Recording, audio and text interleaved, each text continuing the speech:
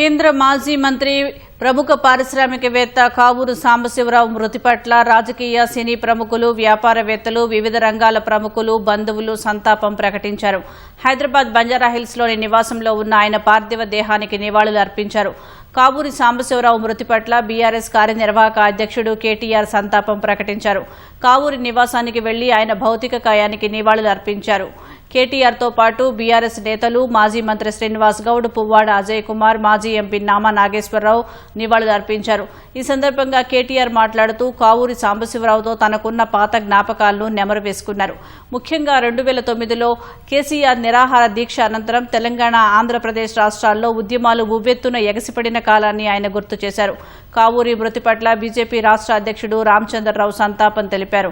జూబ్లీహిల్స్ మహాప్రస్థానంలో కావూరి సాంబశివరావు అంత్యక్రియలు పూర్తయ్యాయి.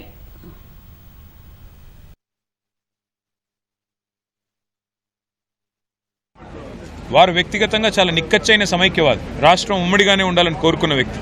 మేము వ్యక్తిగతంగా అందరం కూడా తెలంగాణ వాదులు అనేది జగద్విదితం. కాబట్టి అయినా బేసిజాలు లేకుండా నా నియోజకవర్గ అభివృద్ధి కోసం, మా నియోజకవర్గంలో ఉండే నేతన్నల అభివృద్ధి కోసం వారిని కలిస్తే చాలా ఆప్యాయంగా పలకరించి ఆదరించి మీరు బాగుండాలి, అందరూ కూడా రాష్ట్రం బాగుండాలి అని అభిలషించి నా ఆహ్వానం మేరకి సిరిసిల్ల దాకా వచ్చారు. ఉద్యమం తీవ్రంగా ఉంది కదా, మరి ఈ టైంలో రమ్మంటారా, వస్తే మళ్ళీ ఏమన్నా మీకే ఇబ్బంది ఏమో అన్నారు. లేదండి, ప్రజల సమస్యలు వాటి పరిష్కారానికి సంబంధించినంత వరకు మీరైనా మేమైనా అల్టిమేట్గా ఒక బాధ్యతలో ఉన్నాము, కాబట్టి మీరు రావాలి సార్ అంటే ప్రత్యేకంగా వచ్చి దాదాపు 4 గంటలు ఉంటానని చెప్పి దాదాపు 7-8 గంటల పాటు సిరిసిల్లలో గడిపి అక్కడ కార్మికులతో చర్చించి, మాతో చర్చించి, అధికారులతో చర్చించి కేంద్ర జౌళి శాఖ మంత్రిగా వారు చేయగలిగినంత సాయం చేసిన వ్యక్తి కావూరి సాంబశివరావు గారు. ఆ తర్వాత కూడా సిద్ధాంతపరంగా మాకు విభేదమే తప్ప ఎన్నడూ కూడా శత్రువుల్లా మమ్మల్ని ఎన్నడూ చూడలేదు. ప్రత్యర్థుల్లా సందర్భం వచ్చినప్పుడు పార్టీలు వేరు, సిద్ధాంతాలు వేరు కాబట్టి తప్ప ఎక్కడ కలిసినా ఆప్యాయంగా పలకరించే వ్యక్తి, ఒక స్మైల్తో పలకరించే వ్యక్తి, మంచి విలక్షణమైన వ్యక్తిత్వం కలిగిన వ్యక్తి సాంబశివరావు గారు.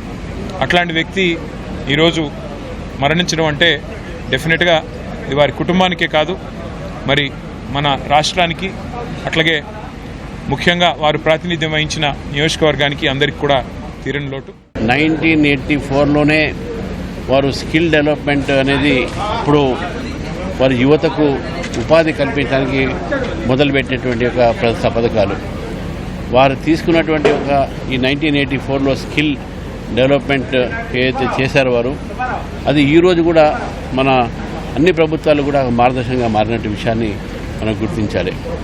ఒక ఎంపీగా, ఒక బిజినెస్ పర్సన్గా అనేక సేవలు చేసి ఈరోజు వారు భారతీయ జనతా పార్టీలో వారు చేరారు.